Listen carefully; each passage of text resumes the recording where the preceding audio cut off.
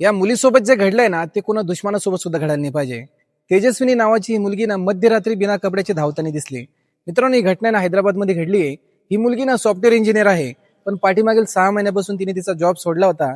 कारण काही महिन्यापासून आहे ना आई वडिलांचे सतत वाद सुरू होते आणि त्या वादामध्ये ते वेगळे झाले होते. आई एकटी राहत होती म्हणून ती आईसोबत राहायला लागली होती. पण ज्या वयामध्ये आयुष्याची नवीन सुरुवात करायची होती स्वतःला, त्या वयामध्ये आई वडील वेगळे झाले होते आणि या कारणामुळे ती स्वतः डिप्रेशन मध्ये गेली होती. तिला फोबिया झाला होता. प्रत्येक गोष्टीला ती घाबरायला लागली होती. एक दिवशी रात्री ना आईच्या रूमची तिने दरवाजा लावून घेतला आणि स्वतः कपडे काढून रस्त्यावर चालत निघली. एका मंदिरामध्ये गेली. तिने हात जोडून मंदिरामध्ये दर्शन घेतलं आणि तिथून देवीची मूर्ती उचलली आणि एका तलावामध्ये जाऊन उडी मारली. त्या ठिकाणी तिचा डुबून मृत्यू झाला. तुम्हाला या घटनेतून फक्त एकच गोष्ट सांगायची आहे की आई वडिलांनी एक गोष्ट लक्षात घ्या की मुलं लहान असू किंवा मोठे असू, मुलांना आई आणि वडील दोघांची तेवढीच गरज असते. त्यामुळे वेगळं होत असताना ना विचार करा आणि सहमत असाल तर नक्की या व्हिडिओ शेअर करा.